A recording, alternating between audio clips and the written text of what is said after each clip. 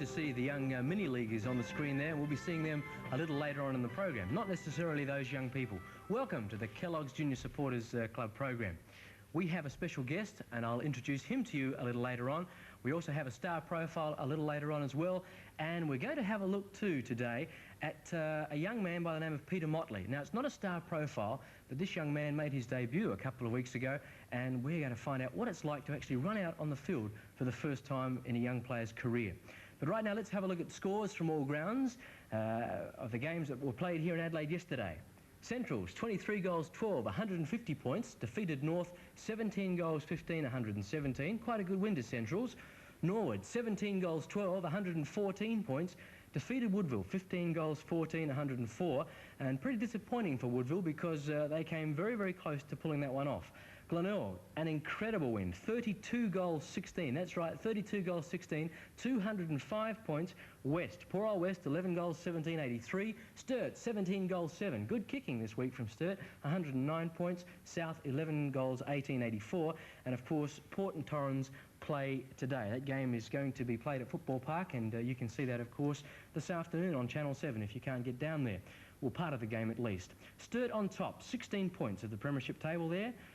Glenelg 13, West 12, Port 11, but of course they have to play today and they'll pick up another couple of points with a bit of luck. Norwood 10, Central's 10, South 8, North 6, and Torrens on 2. It could become 4.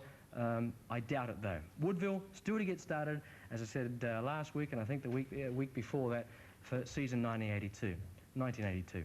Let's have a look at this piece of tape. This tape will introduce you to our special guest today. Bruce Nankervis, he gets around onto that left boot, which he likes to do. Paul Weston puts it on. Great mark.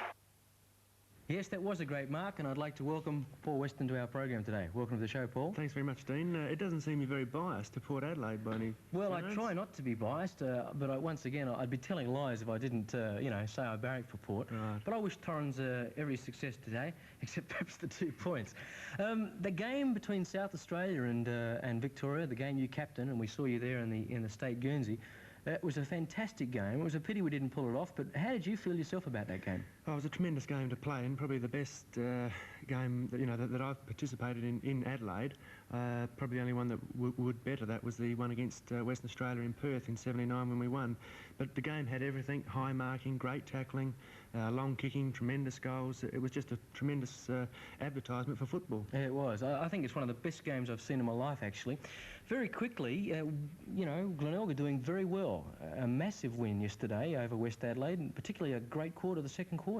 Right, really up until yesterday we haven't been putting 4 quarters together, and I thought yesterday's was the first time that we have played for 4 quarters, and it was a complete team effort. 20 players did something. Well, look, we have the custom here, no doubt you're aware of, that the loser gets his back turned to the camera, and we have the little West Adelaide man there. Would you like to turn his back to camera, please? Certainly.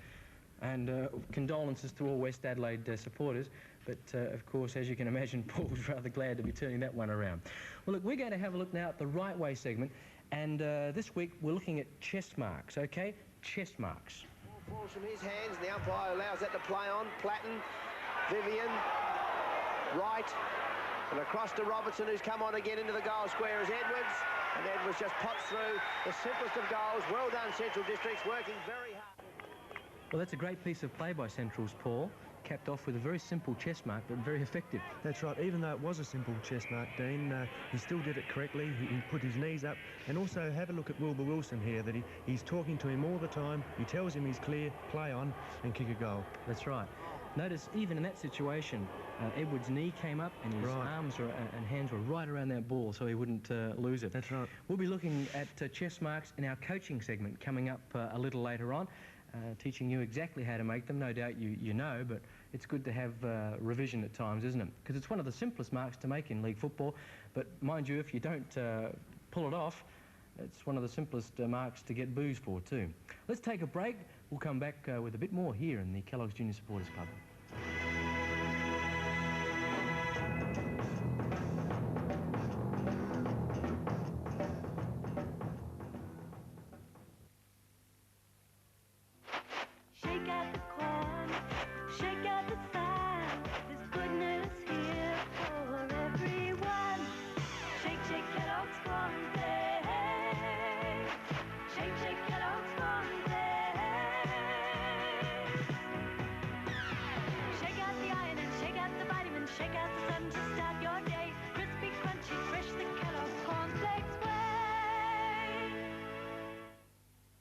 Well, last week we asked people to write in if they had any questions, and I said, you may have a question you'd like to ask Paul Weston, our guest today. And a young man by the name of Anthony Cady of Bedford Park has written in and says, Dear Dean Davis, can you please ask Paul Weston what sort of responsibility do you have as a captain on a field? And he says, I go for South Adelaide. So he's wanting to know from you, Paul, what responsibilities you have on the field. Well, I guess the first responsibility is to win the toss, which I haven't been very successful this year. Right.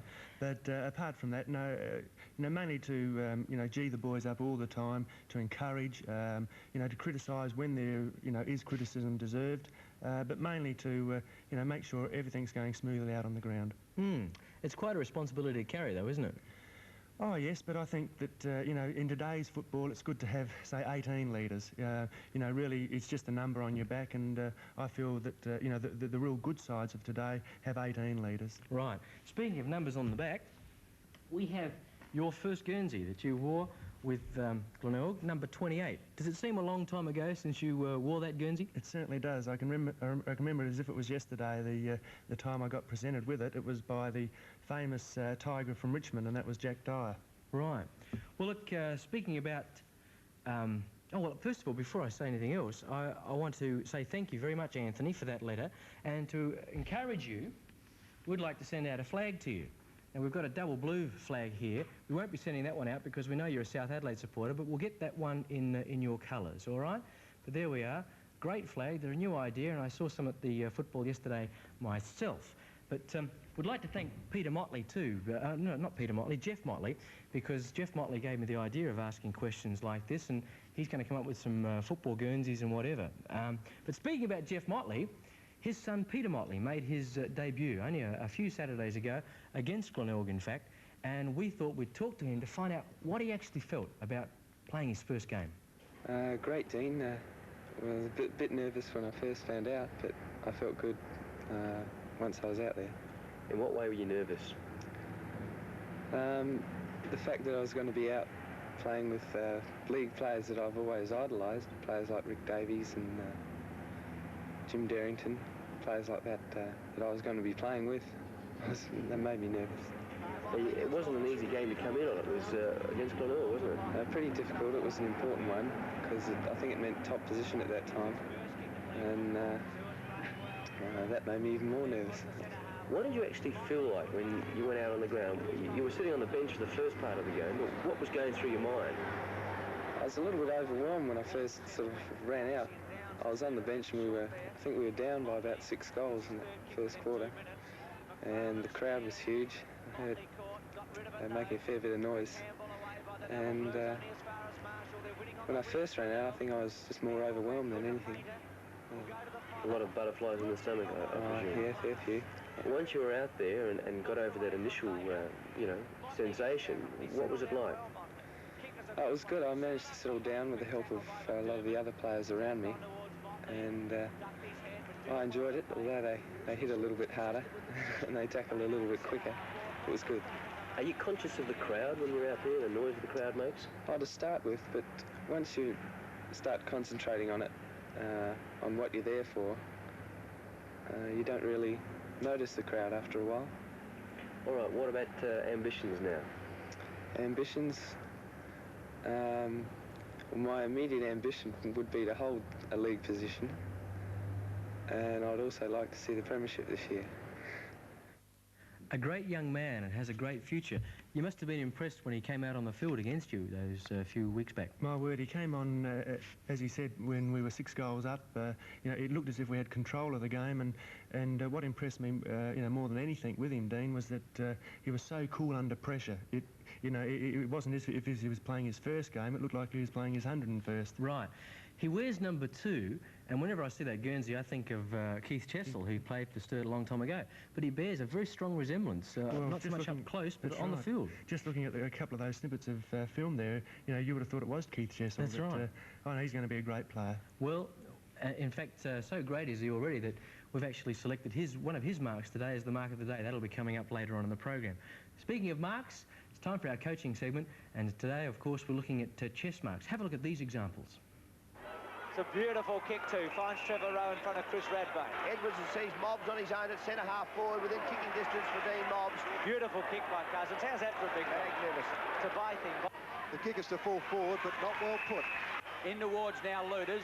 Brooksby in front. Takes the easier chest mark. Hooked around the corner. Beautifully done, Peter Motely. Collins takes the bump. He did it well. Templeton on a lead. Beautifully put to Templeton. That's where it ends up. Phillips it was who boots South Australia back into attack towards the half-forward line. And Hodgman takes the mark. Appears to be injured, Matthews. Goes short, looking for Templeton. Beautifully put. They're not the most glamorous of marks, are they? I mean, we really rave about the marks that are overhead and so forth. But it's hard to make a chest mark look glamorous, but of course they're all effective. And one of the things to look for, you know, in all those plays is that after they've taken a chest mark, they're always looking to play on. Right. You know, maybe not playing on, but, you know, just glancing over the side to see if there is a chance to play on. Right. Well, if you'd like to learn how to take proper chest marks, have a look at this piece of film from the game. Simplest of all is the chest mark, the proverbial sitter. As anyone who's ever dropped one will know, there's a right way to do it, even for a champion. Let's see how Kevin Sheedy goes about accepting a straightforward body mark. Notice how Kevin doesn't wait for the ball to come to him, but goes out to meet it. He positions himself on a direct line with the flight of the ball, not across it. Although he is aware of where his opponents are, his eyes are fixed on the ball and will remain so until the mark is taken. Just before meeting the ball, the hands are open, with palms up and fingers spread. The elbows are close into the body. As the player meets the ball, the forearms and hands wrap around it, guiding it into the body. The body forms a natural cradle by bending slightly at the waist and wrapping the arms and shoulders round the ball. The chest mark is not only the simplest mark, it's also the safest, especially in the wet. We're going to have a look at those examples in slow motion now. And, Paul, you can point out to us exactly what they're doing right, if you like. So you just then, Dean, you know, he had a look over his shoulder to see if he could play on. There's Dean Mobbs, shoulders right round the ball, so there's no way that a person can spoil. Again, he has a look over the shoulder. See Peter Motely here, made good position. Again, looking to play on all the time. There's another very good example. Knees up, body behind the ball. Another one coming up as well. Right again, knees up again. There's no possible way he can lose that ball. I think an example coming up, this one in fact will prove that's the case. That's right, look at that. Hit very solidly there, but he didn't lose possession. Correct. And I think the next one coming up is a rather simple one. No, not this one, but the one to follow this. But notice how he bent over then, Dean, and he didn't try and take it, you know, with outstretched hands. This is what I was referring to. He was waiting down behind the pack. It's a good lesson to learn there. Well, it looked as if he was out of position, but he still kept his eye on the ball. This is a perfect example of hands wrapped around the ball. He wasn't going to lose that because he knew that meant a shot for goal, and that was one of the goals, of course, that eventuated from that sealed it for South Australia. Well, look, thanks for your expert opinion on all that, and we hope that you can go out sometime today and have your little sister or older brother or someone throw the ball at you and just practice some of those techniques. We're going to give away some prizes in the Kellogg's Junior Membership Lucky Draw.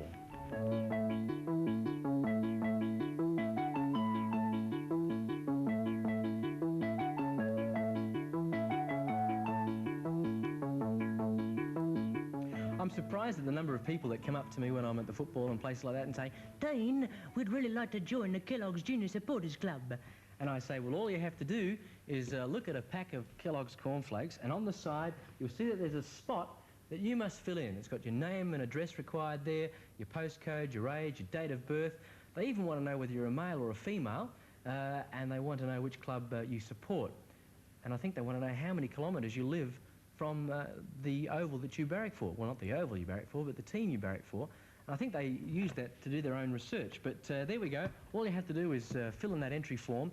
If you haven't got a packet of cornflakes, and by the way, there's some rather exciting packs hitting the stores with star players on the back, but if you haven't got a packet of cornflakes, just send them to us here at Channel 7.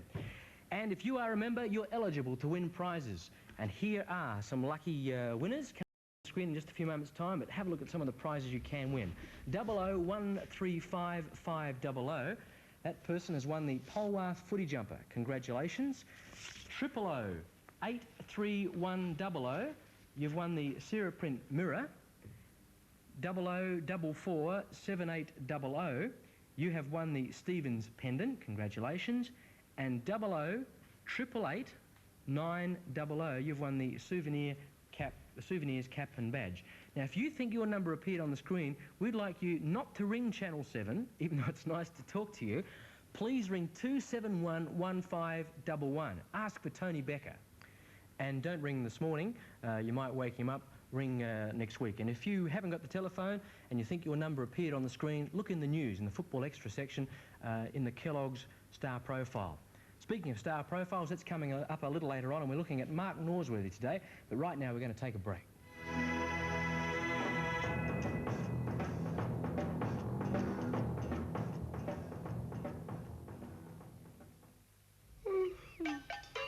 Fresh!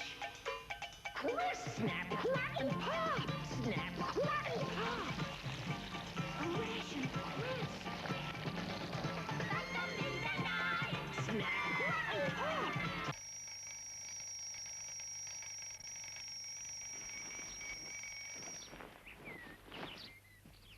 What did you get up to this morning?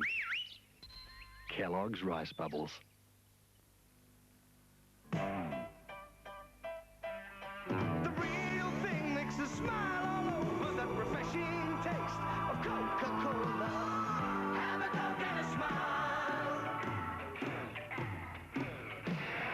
Have an ice cold Coca-Cola. Have a Coke and a smile. That refreshing taste of ice cold Coke. Have a Coke and a smile. Mini League Replay is brought to you by Coca-Cola, sponsors of the Mini League.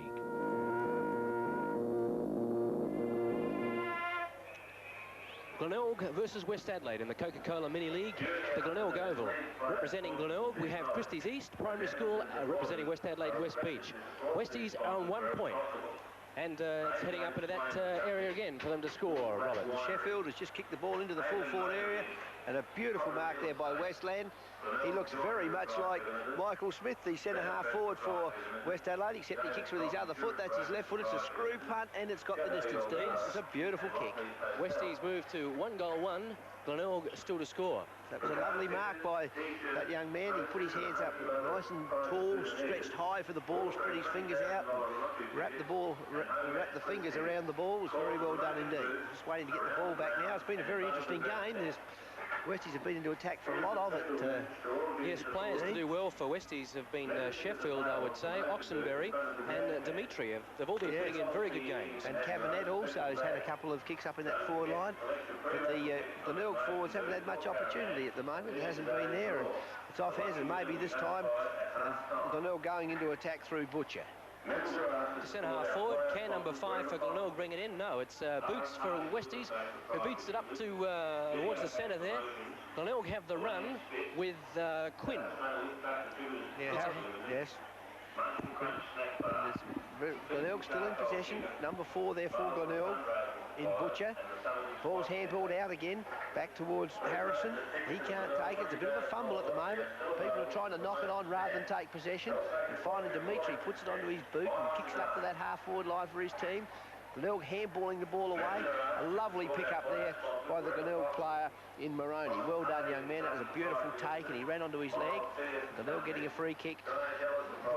Young fellow, he took his eye off. He was so pleased to get the kick there, I think, Dean. He took his eye off the game for a moment. That's Quinn. Yes. Putting the ball up to the wing position there, and it is marked by West Adelaide. I thought he was going to play on. I think he might be going to play a free kick to somebody here. Right. Must have been in the back. I didn't see that. All right, Glenelg kicking forward there. Couldn't see the number. Number 14. Presswood. Presswood, right. Looks like Westies have... no, he's not sure which way he's going. He doesn't know which way he's going. But that's an interesting... We had a little discussion in the league game a moment ago about when a player takes a mark. Unless he plays on immediately, he has to go back behind his mark. But if he's awarded a free kick and the umpire says, if I give this free kick, it's going to penalise the team, the umpire may say, play on immediately and let the player run away with the ball. That was a brilliant mark by the young West Adelaide player. Yes, number 2, Difficult to see his number 2, was it? Yes, it was Dimitri, and he's kicked it across the boots on his left foot to centre half forward. Oh, Oh, nice nice mark. Well done. Number 3, Oxenbury, handballs it across to number 5. I don't know who he is. Colligan. And number 10, Cabinet. He's had a few kicks and he's kicked the goal.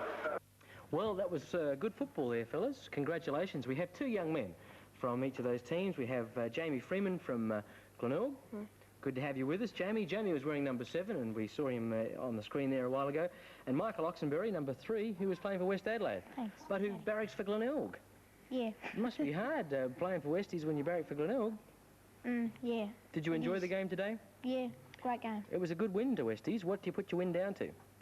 Oh, I think we had lots of height in the ruck, and we managed to go down through the centre, which got us to goal quick. Right. Jamie, bad luck about your loss. Yeah. Do you think it's a good idea using the whole of the ground, or would you much rather be playing across the ground as they've done in the past? Across the field. Why across the field? Because there's, I don't know. You don't have to run as far. Yeah. Yeah, all right. What about your loss today? What would you say about that?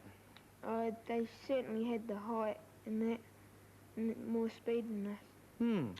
Well, as we say, it's a big ground, and once it's down one end, it's hard to get it back to the other.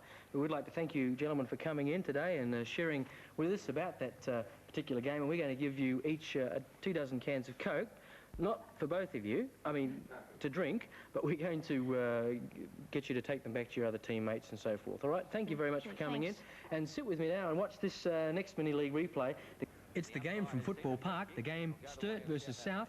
Highgate Primary are representing Sturt, and South are represented by Ranella South Primary School. Chance to get right into attack now. A good kick by that young man, and the mark has been paid to South's Ferguson. Ferguson might be too far out to score. He's about 45 metres, quickly played on. He kicked around his body, and that would have cost him some distance. Oh, I think he's kicked a goal. What an unbelievable kick. It went high. The pack misread it completely. It bounced over the top of their heads. And that young man has kicked a goal. He's being congratulated by his teammates.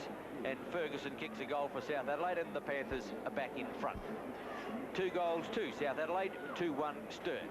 At the centre bounce, Britcher again against his opponent there in Piper. Going in is Millard, kick towards the half-forward line. And the umpire has seen a free kick, or is it going to be a mark? What's happening? A South player in a bit of trouble there on the ground. He's, I think he ran into his own man.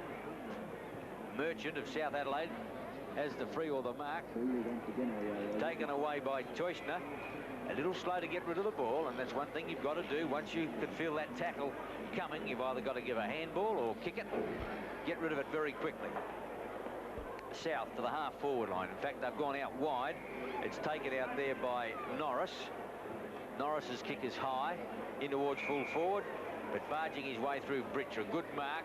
Couldn't get his kick away. Elected to play on. Sturt through the agency of Evans. Oh, that's a fine tackle put on him by Glenton. He lost the ball. Sturt at centre wing. Here's Millard again. He's a strong player. Kicked into the man on that occasion. Buttering up again. South player playing well is Merchant. Unloaded, number 8, and that's Glenton. Sturt 17 into the action now in Motteram, but the umpire will bounce. Time starting to run out for the Blues now. They're 5 points down. In goes Britcher, gets the thump away, but it's straight to South Adelaide's Rayner. Boys can't get it clear. Number 10 for South going in is Grimble Eston, and the umpire will bounce. Well, he'll throw it up in actual fact. 2-1 to 2-2. A point the difference in the Coke Mini League game. Sturt on the half-forward line, can't get it clear. South Adelaide player Merchant going to get a free kick for a high tackle, and he's played well for the Panthers. South Adelaide through Ranella South, kicking in towards the half-forward line now. Getting back on the ball, searching for it. South Adelaide's Hawkins. He's dummies well. Working the ball in towards the pocket, and he's just got it there over the top of him. The Sturt player is Brun, but the ball has gone out of bounds, and it's going to be a throw-in, full forward right pocket. South Adelaide by a point at the throw-in. The tap came towards South Adelaide's Grimble Eston. Number 3 for South on the ball is Camilleri, but there's the siren to end the Coke Mini League game here at Football Park, with South Adelaide through Highgate Primary School, through Ranella South Primary School, running out the narrowest of winners against Sturt through the Highgate Primary School, 2-2 to 2-1. Well, looking at all scores from all grounds, Woodville, 2-2, 14 points defeated Norwood 0. West Adelaide, 3-1, a total of 19 points defeated Glenelg. But there is some talk that they did score an extra couple of points. North Adelaide, 1 goal, a total of 6 points, defeated Centrals, 1 point. South Adelaide, 2-2, 14 points, as we just saw, defeated Sturt, 2-1, 13 points. And, of course, Port and Torrens play today at Football Park. Mini League replay was brought to you by Coca-Cola, sponsors of the Mini League. We'll be back after this break with Mark Norsworthy in our Star Profile.